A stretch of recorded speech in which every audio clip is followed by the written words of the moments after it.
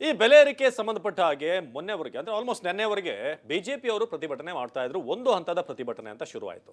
ಆದ್ರೆ ಯಾವಾಗ ಕೇಂದ್ರ ಕೂಡ ಅಲ್ಲಿ ಸಿಲಿಂಡರ್ ಬೆಲೆನ ಜಾಸ್ತಿ ಮಾಡ್ತೋ, ಪೆಟ್ರೋಲ್ ಮತ್ತು ಡೀಸೆಲ್ನ ಸುಂಕ ಜಾಸ್ತಿ ಮಾಡ್ತೋ, ಆಗ ಇಲ್ಲಿ ಕಾಂಗ್ರೆಸ್ ನಾಯಕರು ಕೂಡ ಈಗ ಅಲರ್ಟ್ ಆಗಿದ್ದಾರೆ. ಎತ್ತಿನ ಗಾಡಿ ಎಳೆಯೋ ಮೂಲಕ ಹಾಗೇನೆ ಇನ್ನೊಂದು ಕಡೆ ಬಿಜೆಪಿ ಅವರು ಎರಡನೇ ಹಂತದ ಒಂದು ಜನಾಕ್ರೋಶ ಯಾತ್ರೆ ಅಂತ ಈಗ ಮುಂದುವರಿಸ್ತಾ ಇದ್ದಾರೆ. ಹಾಗಾದ್ರೆ ಎರಡೂ ಪಕ್ಷಗಳ ಈ ದರ ಏರಿಕೆ ಹೋರಾಟ ಯಾವ ರೀತಿ ನಡೀತಾ ಇದೆ, ಒಂದೊಂದು ಡೀಟೇಲ್ ರಿಪೋರ್ಟ್ ಇದೆ, ನೋಡೋಣ.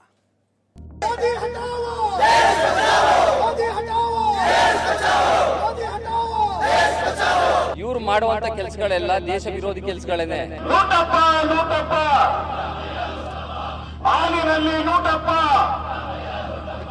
ಆ ಪುಣ್ಯಾತ್ಮ ಕಡಿಮೆ ಮಾಡಿದ್ರೆ ಈ ಮನೆಯವರು ರೇಟ್ ಜಾಸ್ತಿ ಮಾಡ್ತಿದ್ದಾರೆ. ಕೇಂದ್ರ ಸರ್ಕಾರಕ್ಕೆ ಕಪೋಲ ಮೋಕ್ಷ ಮಾಡಬೇಕು ಅಂತ ಹೇಳಿ ಒಬ್ಬ ದುರಂಕಾರಿ ಮುಖ್ಯಮಂತ್ರಿ ಹೇಳಿಕೆಲ್ಲ ಕೊಟ್ಟಿದ್ದಾರೆ. ಸರ್ಕಾರದ ಹತ್ರ ದುಡ್ಡಿಲ್ಲ, ಉಚಿತ ಅನ್ನೋದು ಬರೀ ಸುಳ್ಳು. ನಿಮ್ ಸರ್ಕಾರದಲ್ಲಿ ಎಲ್ಲದರಲ್ಲೂ ಸುಲಿಗೆ ಮಾಡ್ತಾ ಇದ್ರಲ್ಲ. ತಾವು ತಮ್ಮ ಆಕ್ರೋಶವನ್ನು ನಿಮ್ಮ ಕೇಂದ್ರ ಸರ್ಕಾರದ ಮೇಲೆ ಮುಂದುವರಿಸಿ ಅಂತ ಹೇಳಿ ಸುಲಿಗೆ ಮಾಡ್ತಾ ಇದೆ ಕೇಂದ್ರ ಸರ್ಕಾರ. ಬೆಲೆ ಏರಿಕೆ ಸಮರ, ಬಿಜೆಪಿ ಕಾಂಗ್ರೆಸ್ ಮಧ್ಯೆ ಜಂಗೀ ಕುಸ್ತಿಯೇ ನಡೀತಿದೆ. ದರ ಏರಿಕೆ ರಾಜಕೀಯದ ಮಧ್ಯೆ ಜನಸಾಮಾನ್ಯರ ಸ್ಥಿತಿ ಕೇಳೋರಿಲ್ಲದಾಗಿದೆ. ಒಂದ್ ಕಡೆ ಬೆಲೆ ಏರಿಕೆ ಖಂಡಿಸಿ ಸರ್ಕಾರದ ವಿರುದ್ಧ ಬಿಜೆಪಿ ಜನಾಕ್ರೋಶ ಯಾತ್ರೆ ನಡೆಸಿದ್ರೆ, ಇದೀಗ ಗ್ಯಾಸ್ ಸಿಲಿಂಡರ್ ಬೆಲೆಯಲ್ಲಿ 50 ರೂಪಾಯಿ ಹೆಚ್ಚಿಸಿದ್ದಕ್ಕೆ ಮೋದಿ ಸರ್ಕಾರವನ್ನ ಟಾರ್ಗೆಟ್ ಮಾಡಿದ ಕಾಂಗ್ರೆಸ್ ಪಡೆ ಇಂದು ಜಿಲ್ಲೆಯಲ್ಲೂ ಬೀದಿಗಿಳಿದು ಹೋರಾಟ ಮಾಡಿದೆ.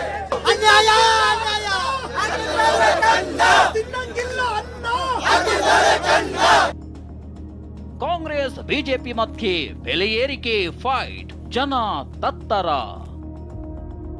ಆಟೋ ಎಳೆದು ಎತ್ತಿನ ಗಾಡಿ ಏರಿ ಕೈ ವಿನೂತನ ಪ್ರೊಟೆಸ್ಟ್.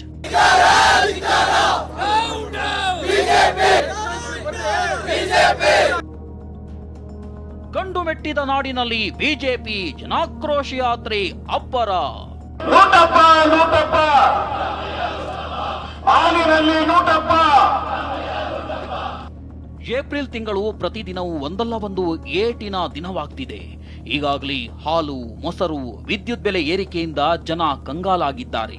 ಆದರೆ ಇದರ ಮಧ್ಯೆ ಕೇಂದ್ರ ಸರ್ಕಾರ ಅಡುಗೆ ಸಿಲಿಂಡರ್ ಬೆಲೆ ಏರಿಸಿದ್ದು ಜನಾಕ್ರೋಶಕ್ಕೆ ಕಾರಣವಾಗಿದೆ. ಬೆಂಗಳೂರಿನಲ್ಲಿ ಕಾಂಗ್ರೆಸ್ ಕಾರ್ಯಕರ್ತರು ಆಟೋ ಎಳೆದು ವಿನೂತನವಾಗಿ ಪ್ರತಿಭಟನೆ ನಡೆಸಿದ್ದಾರೆ.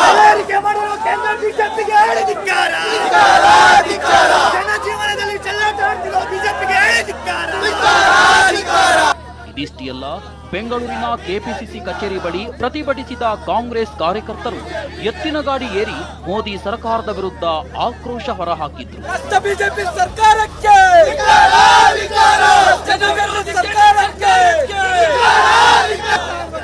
ಕೋಲಾರದಲ್ಲಿ ರೈತ ಸಂಘ ಕೈಯಲ್ಲಿ ತೆಂಗಿನ ಚಿಪ್ಪು ಹಿಡಿದು ವಿನೂತನ ರೀತಿಯಲ್ಲಿ ಪ್ರೊಟೆಸ್ಟ್ ಮಾಡಿತು.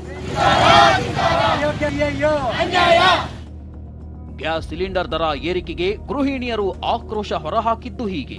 ನಮಗೆ ಇನ್ಕಮ್ ಇಲ್ಲ, ಸೀನಿಯರ್ ಸಿಟಿಸನ್ಸ್, ನಮಗೆ ತುಂಬ ಕಷ್ಟ ಆಗುತ್ತೆ. ಅದಕ್ಕೆ ದಯವಿಟ್ಟು ಎಲ್ಲ ಕಮ್ಮಿ ಮಾಡಿ.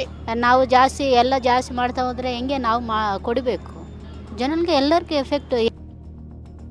ಮಂಡ್ಯದಲ್ಲಿ ಕಾಂಗ್ರೆಸ್ ವಿರುದ್ಧ ಬಿಜೆಪಿ ಜನಾಕ್ರೋಶ ಯಾತ್ರೆ. ನಿನ್ನೆಯಷ್ಟೇ ಸಿಎಂ ತವರು ಜಿಲ್ಲೆ ಮೈಸೂರಿನಲ್ಲಿ ಬಿಜೆಪಿ ಜನಾಕ್ರೋಶ ಯಾತ್ರೆ ಮಾಡಿತ್ತು. ಇವತ್ತು ಮಂಡ್ಯದಲ್ಲಿ 2ನೇ ದಿನದ ಜನಾಕ್ರೋಶ ಯಾತ್ರೆ ನಡೆಸಿದ್ರು. ಬೆಲೆ ಏರಿಕೆ ಖಂಡಿಸಿ ರಾಜ್ಯ ಸರ್ಕಾರದ ವಿರುದ್ಧ ವಿಜಯೇಂದ್ರ, ಆರ್ ಅಶೋಕ್, ಶ್ರೀರಾಮುಲು, ಅಶ್ವಥ್ ನಾರಾಯಣ್, ಸುಮಲತಾ ಸೇರಿದಂತೆ ಘಟಾನುಘಟಿ ನಾಯಕರು ಭಾಗಿಯಾಗಿದ್ದರು. ಒಂದ್ಸರಿ 200 ರೂಪಾಯಿ ಕಡಿಮೆ ಮಾಡಿದ್ರು, ಇನ್ನೊಂದ್ಸರಿ 100 ರೂಪಾಯಿ ಕಡಿಮೆ ಮಾಡಿದ್ರು, ಒಟ್ಟು 300 ರೂಪಾಯಿ ಕಡಿಮೆ ಮಾಡಿದ್ರು. ಈಗ ನಿನ್ನೆ 50 ರೂಪಾಯಿ ಜಾಸ್ತಿ ಮಾಡಿದ್ದಾರೆ. ಇನ್ನು ಎಷ್ಟು ಕಡಿಮೆ ಆಗಿದೆ? 250 ಕಡಿಮೆ ಆಗಿದೆ. ನೀವೇನ್ ಮಾಡಿದ್ರಿ? ಪೆಟ್ರೋಲ್ ಡೀಸೆಲ್ ನ ಒಂದ್ಸರಿ 3 ರೂಪಾಯಿ 93 ಪೈಸೆ ಜಾಸ್ತಿ ಮಾಡಿದ್ರಿ. ಒಂದು ವಾರದ ಹಿಂದೆ ಮತ್ತೆ 2 ರೂಪಾಯಿ ಜಾಸ್ತಿ ಮಾಡಿದ್ರಿ. ಆ ಪುಣ್ಯಾತ್ಮ ಕಡಿಮೆ ಮಾಡಿದ್ರೆ ಈ ಮನೆಯವರು ರೇಟ್ ಜಾಸ್ತಿ ಮಾಡ್ತಿದ್ದಾರೆ. ಸಿದ್ದರಾಮಯ್ಯ ಲೂಟಪ್ಪ ಎಂದು ಆರ್ ಅಶೋಕ್ ಘೋಷಣೆ. ಲೂಟಪ್ಪ ಲೂಟಪ್ಪ, ಹಾಲಿನಲ್ಲಿ ಲೂಟಪ್ಪ, ಕರೆಂಟಿನಲ್ಲಿ ಲೂಟಪ್ಪ, ಸ್ಟಾಂಪ್ ಡ್ಯೂಟಿಯಲ್ಲಿ ಲೂಟಪ್ಪ. ದುರಹಂಕಾರಿ ಸಿಎಂ ಎಂದು ವಿಜಯೇಂದ್ರ ರೋಷಾಗ್ನಿ. ರಾಜ್ಯ ಬಿಜೆಪಿಗರಿಗೆ ಮುಟ್ಟಿ ನೋಡಿಕೊಳ್ಳೋ ರೀತಿ ಕಪಾಳ ಮೋಕ್ಷ ಮಾಡಿದ್ದಾರೆ ಅಂತ ಸಿಎಂ ನಿನ್ನೆ ಟ್ವೀಟ್ ಮಾಡಿದ್ರು. ಇದಕ್ಕೆ ಸಿಡಿದೆದ್ದ ವಿಜಯೇಂದ್ರ ನಿಮಗೆ ನಾಚಿಕೆಯಾಗಬೇಕು ಅಂದ್ರು. ಸಿದ್ದರಾಮಯ್ಯವರು ಬೆಳಗ್ಗೆ ಒಂದು ಪ್ರಶ್ನೆ ಹಾಕಿದ್ದಾರೆ. ಏನ್ ಹೇಳ್ತಾರೆ ಸಿದ್ದರಾಮಯ್ಯವರು? ಪೆಟ್ರೋಲ್ ಮತ್ತು ಡೀಸೆಲ್ ಮೇಲೆ 2 ರೂಪಾಯಿ ಜಾಸ್ತಿ ಮಾಡಿದ್ದಾರೆ ಮತ್ತು ಕೇಂದ್ರ ಸರ್ಕಾರಕ್ಕೆ ಕಪಾಳ ಮೋಕ್ಷ ಮಾಡಬೇಕು ಅಂತ ಹೇಳಿ ಒಬ್ಬ ದುರಂಕಾರಿ ಮುಖ್ಯಮಂತ್ರಿ ಹೇಳಿಕೆಯನ್ನು ಕೊಟ್ಟಿದ್ದಾರೆ. ನಾನು ಎಷ್ಟು ಜನ ಕೊಟ್ಟು ಮಂಡ್ಯದಲ್ಲಿ ನಿಂತು ರಾಜ್ಯದ ಮುಖ್ಯಮಂತ್ರಿಗಳಿಗೆ ಒಂದು ಪ್ರಶ್ನೆ ಮಾಡೋದಕ್ಕೆ ಇಚ್ಛೆ ಪಡ್ತೇನೆ ಮಾಡಿ ಸಿದ್ದರಾಮಯ್ಯರೇ. ಇವತ್ತು ಸರ್ಕಾರ ಬಂದು 20 ತಿಂಗಳಾಗಿದೆ. 50 ಅಗತ್ಯ ವಸ್ತುಗಳ ಬೆಲೆ ಏರಿಕೆಯನ್ನು ಮಾಡಿರ್ತಕ್ಕಂಥ ಸಿದ್ದರಾಮಯ್ಯವರು ಕಪಾಳ ಮೋಕ್ಷ ಮಾಡಬೇಕು. ಇವತ್ತು ಉಜ್ವಲ ಯೋಜನೆ ನೀಡಿಕೊಂಡು ಅನೇಕ ಜನಪರ ಯೋಜನೆಯನ್ನು ತಂದಿರತಕ್ಕಂಥ ನಮ್ಮ ಹೆಮ್ಮೆ ಪ್ರಧಾನಮಂತ್ರಿ ನರೇಂದ್ರ ಮೋದಿ ಕೇಂದ್ರ ಸರ್ಕಾರ ಕಪಾಳ ಮೋಕ್ಷ ಕೊಡಬೇಕು. ಇದಕ್ಕೆ ರಾಜ್ಯ ಜನ ಕೇಳ್ತಾ ಇದ್ದಾರೆ. ಬಂಧುಗಳೇ, ನಾಚಿಕೆ ಆಗಬೇಕಿತ್ತು. ಇನ್ನು ಉಚಿತ ಗ್ಯಾರಂಟಿಯನ್ನು ಬರೀ ಸುಳ್ಳು ಅಂತ ಮಾಜಿ ಸಂಸದೆ ಸುಮಲತಾ ಹೇಳಿದ್ರೆ, ಪ್ರತಾಪ್ ಸಿಂಹ ಅಂತೂ ಎಲ್ಲರಲ್ಲೂ ಸುಲಿಗೆ ಮಾಡ್ತಿದ್ದಾರೆ ಎಂದ್ರು. ಸರ್ಕಾರದ ಹತ್ರ ದುಡ್ಡು ಇಲ್ಲ, ಉಚಿತ ಅನ್ನೋದು ಬರೀ ಸುಳ್ಳು. ನಿಮ್ಮನ್ನ ಏಮಾರಿಸಿ ಮತ ಯಾಚಿಸಿ ಅವರ ಅಧಿಕಾರವನ್ನ ಮೋಸದ ರೀತಿಯಲ್ಲಿ ಪಡ್ಕೊಳ್ಳುವಂತ ವಿಷಯ ಮಾತ್ರ ಆಗಿದೆ ಹೊರತು ಜನಕ್ಕೆ ಒಳ್ಳೆಯದು ಮಾಡೋ ಒಂದು ಉದ್ದೇಶ ಎಲ್ಲೆಲ್ಲೂ ಯಾರ್ಯಾರಿಗೂ ಇರಲಿಲ್ಲ. ಯಾಕೆಂದ್ರೆ ಇದು ಸಾಧ್ಯವಾಗೋದಿಲ್ಲ ಅನ್ನುವಂಥ ವಿಷಯ 2 ವರ್ಷಗಳ ಹಿಂದೆ ಅವ್ರಿಗೂ ಗೊತ್ತಿತ್ತು. ಇದು ಇವತ್ತು ಜನಸಾಮಾನ್ಯರಿಗೆ ಅರಿವಾಗ್ತಾ ಇದೆ. ಲೂಟಿ ಹೊಡಿತಾನೆ ಇದ್ದೀರಿ, ಜನರನ್ನ ಪ್ರತಿನಿತ್ಯನೂ ಸುಲಿಗೆ ಮಾಡ್ತಾ ಇದ್ದೀರಿ. ಅದನ್ನೆಲ್ಲ ಬಿಟ್ರಿ ಒಂದು ಗ್ಯಾಸು ಅಂತೀರಿ. ನಿಮ್ಮ ಸರ್ಕಾರದಲ್ಲಿ ಎಲ್ಲದರಲ್ಲೂ ಸುಲಿಗೆ ಮಾಡ್ತಾ ಇದ್ದೀರಲ್ಲ ಸರ್. ಕಸಾಯ ತಕ್ಕೂ ದುಡ್ಡು ಕೇಳ್ತಾ ಇದ್ದೀರಲ್ಲ ನೀವು. ಬೆಂಗಳೂರಿನಲ್ಲಿ ಆಕ್ಯುಪೆನ್ಸಿ ಸರ್ಟಿಫಿಕೇಟ್ ತೊಗೊಳೋದಕ್ಕೆ ಸ್ಕ್ವೇರ್ ಫುಟ್ಟಿಗೆ 100 ರೂಪಾಯಿ ಮಾಡಿರೋದು ಯಾರು? ಡಿ ಕೆ ಶಿವಕುಮಾರ್ ಅವರೇ. ಬಿಜೆಪಿ ಜನಾಕ್ರೋಶ ಯಾತ್ರೆಗೆ ತಿರುಗೇಟು ಕೊಟ್ಟ ಡಿಸಿಎಂ ಡಿಕೆ ಶಿವಕುಮಾರ್, ನೀವು ಕೇಂದ್ರ ಸರ್ಕಾರದ ವಿರುದ್ಧ ಪ್ರೊಟೆಸ್ಟ್ ಮಾಡಿ ಅಂದ್ರು. ನಮಸ್ಕಾರ ಎಲ್ಲ ಬಿಜೆಪಿಯ ಸ್ನೇಹಿತಗಳಿಗೆ.